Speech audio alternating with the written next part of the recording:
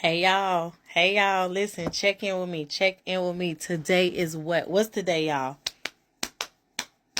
It's the 15th. Okay, so I'm about to pop my contacts in. Don't worry, I have to give my little eyeballs a rest. But listen, real quick. Today is the 15th, right? And yes, today is the anniversary of my late husband's death.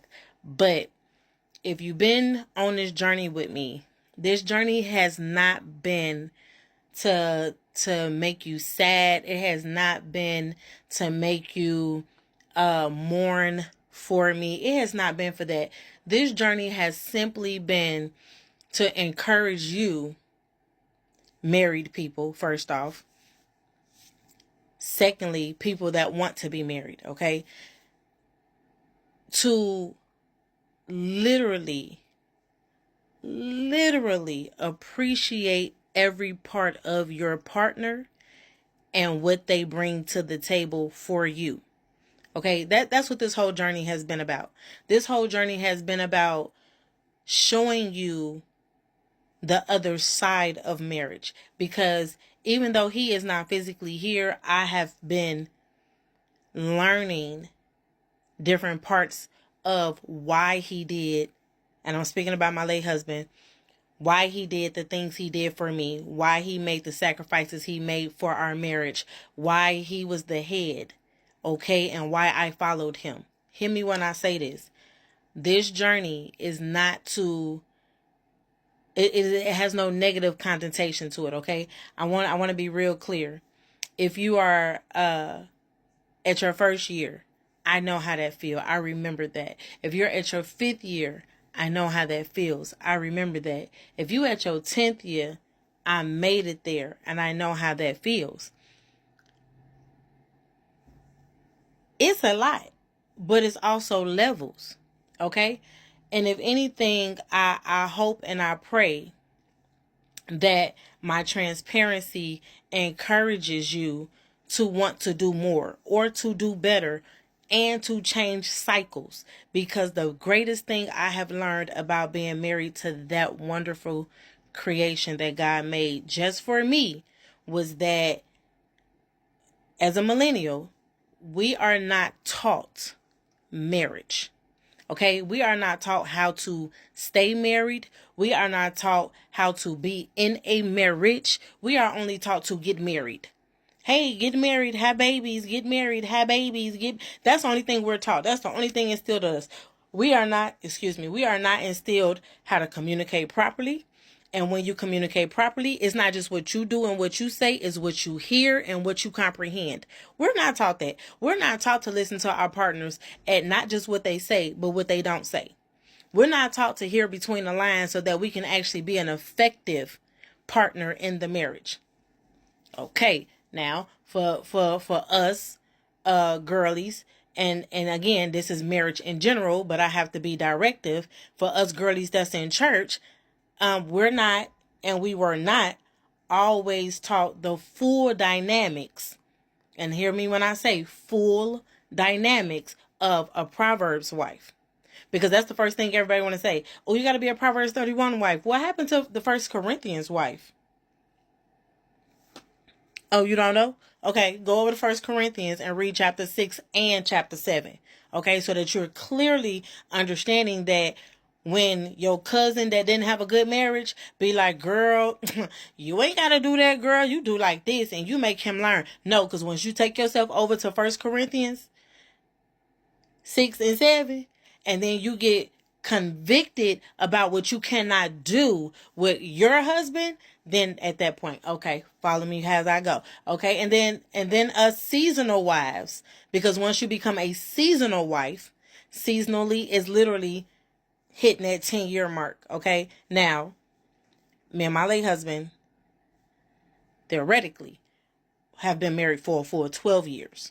Okay, and I don't count the 2 years he's been gone, because then that would be 14.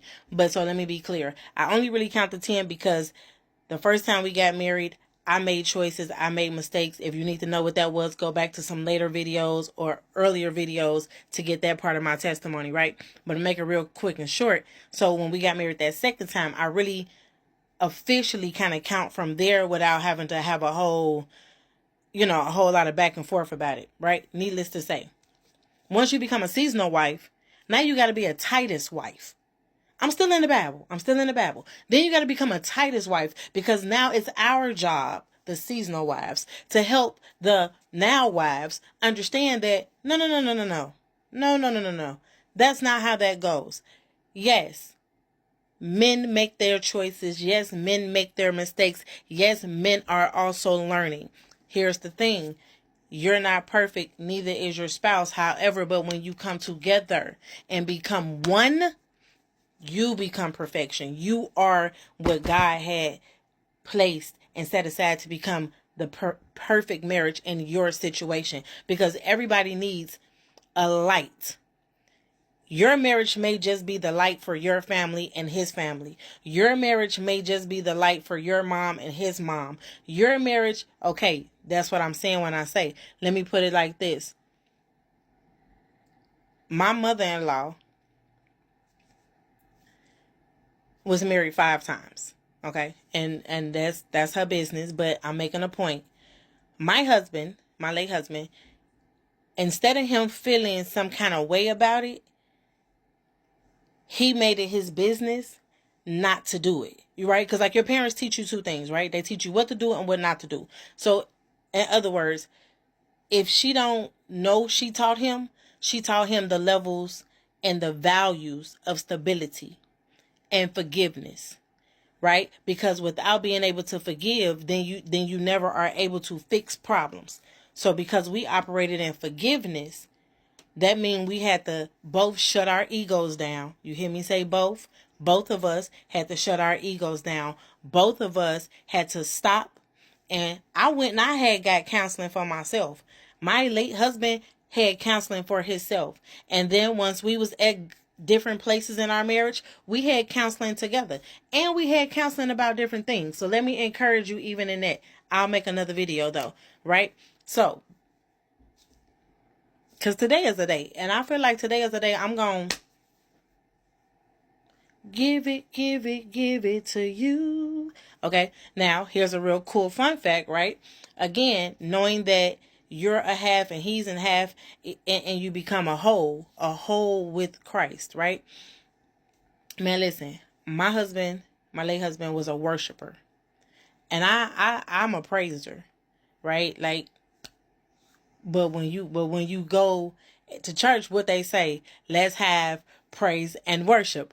They go together. You feel what I'm saying? They go together. They go hand in hand. So know what your hand in hand is. Know what your hand in hand is. And do not let people that ain't never had nothing try to tell you what to do with what you got.